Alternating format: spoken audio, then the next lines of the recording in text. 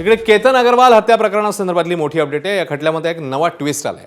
आरोपी सिया गोयलचा भाऊ साहिल गोयलला वकील आशुतोष श्रीवास्तव यांनी थेट 10 कोटी रुपयांच्या नुकसान भरपाईची कायदेशीर नोटीस बजावली आहे। वडगाव मावळ कोर्टात सुनावणी दरम्यान सिया गोयलने आपले वकील आशुतोष श्रीवास्तव नसून विपुल दुशिंग आहेत असं सांगितलं आणि त्यानंतर वाद सुरू झाला।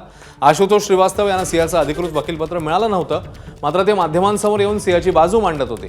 काल थेट कोर्टामध्ये सहभागी श्रीवास्तव यांनी सियाची बाजू मांडली, पण सियाने श्रीवास्तव आपले वकील नसल्याचं सांगितल्यावर त्यांना न्यायालयातनं काढता पाय घ्यावा लागला। यामुळे श्रीवास्तव चांगलेच संतापले।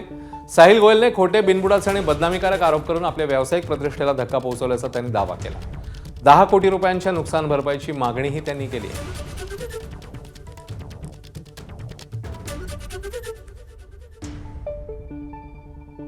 कहना चाहेंगे, कई आरोप लग रहे थे, सिर्फ पासपोर्ट वाला मुद्दा सिर्फ बता दीजिए। कुछ नहीं एक minute We have never hired him. He is not someone that we have hired from our family or from someone.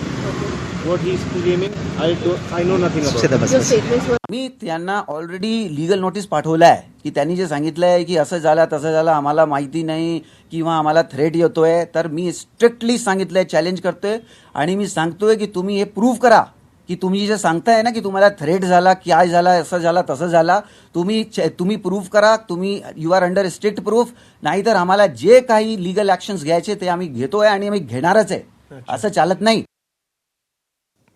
Ketan Agarwal हत्या प्रकरणामध्ये आता सियाचा भाऊ साहिल गोयल भोवती पुढचा तपास फिरण्याची शक्यता आहे।